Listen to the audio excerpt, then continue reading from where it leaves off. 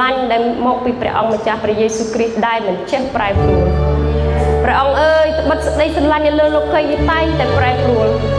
ប៉ុន្តែសេចក្តីស្រឡាញ់ដែលមកពីព្រះអង្គម្ចាស់មិនដែលប្រែប្រួលឡើយចំពោះកូនទាំងអស់គ្នា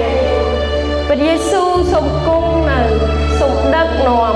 សូមព្រះអង្គបណ្ដោះអស់ទាំងបន្ទុកព្រះអង្គឲ្យការខ្វល់ខ្វាយការខ្វះខាតអ្វីផ្សេងទន្ទុកបណ្ដោះដែលនៅក្នុងព្រះនាមព្រះយេស៊ូវព្រះអង្គឲ្យត្បិតកូនដឹងថានៅកន្លែងនេះមានសេចក្តីស្រឡាញ់ដ៏ពោពេញនៅកន្លែងនេះគឺសេចក្តីស្រឡាញ់ដែលពោពេញហើយបរិបូរណ៍មកពីព្រះអង្គម្ចាស់ព្រះយេស៊ូវអើយសូមគង់នៅសូមដឹកនាំជីវិតកូនគ្រប់គ្នានៅទីនេះផងដែរព្រះយេស៊ូវហើយសូមយើងបានប្រកាសទាំងអស់ថានៅកន្លែងនេះមានសេចក្តីស្រឡាញ់នៅកន្លែងនេះមានក្តីស្រឡាញ់នៅក្នុងថ្ងៃខ្ញុំបានជ្រះស្អាតនៅកន្លែងនេះខ្ញុំបានជាសះស្បើយសូមព្រះវិញ្ញាណទ្រង់ហូរមកលើខ្ញុំព្រោះនៅទីនេះខ្ញុំជាកម្មសិទ្ធិទ្រង់សូមព្រះអង្គសំដំណាក់ទ្រង់ក្នុងចិត្តខ្ញុំបំពេញខ្ញុំដោយក្តីស្នេហ៍និងក្តីមេត្តានៅទីនេះក្តីស្រឡាញ់ទ្រង់លោកចាព្រោះនៅទីនេះព្រះយេស៊ូវ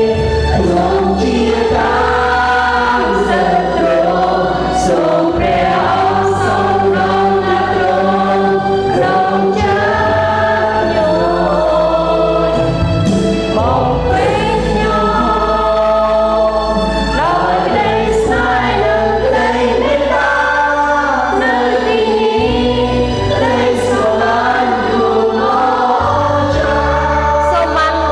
លោកគ្រូអ្នកគ្រូនិងបងប្អូនទាំងគ្នាបានអធិដ្ឋានជាមួយនឹងខ្ញុំព្រះយេស៊ូវសរសើរដល់កាយព្រះអង្គយេស៊ូវអើ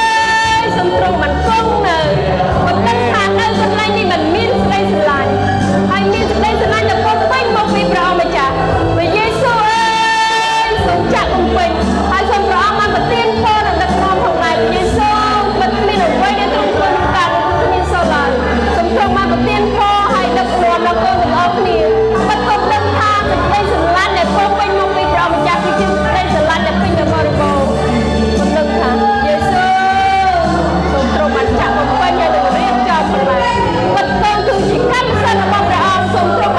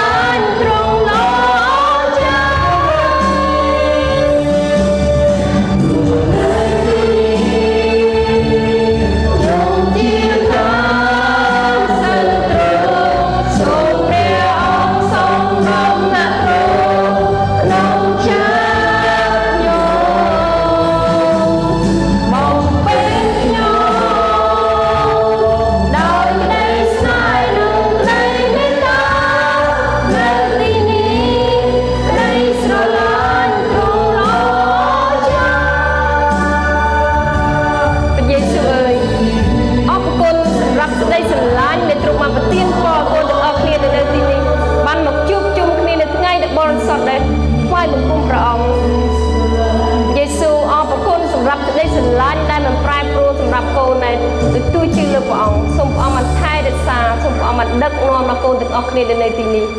ហើយគុណសូមអរគុណព្រះអង្គហើយនឹងថ្វាយនៅកម្មវិធីនៅពេលព្រឹកនេះក្នុងព្រះនាមព្រះអង្គម្ចាស់ដែលមានអំណាចបច្ចេកស្ដាគឺព្រះនាមព្រះយេស៊ូវគ្រីស្ទអាមែន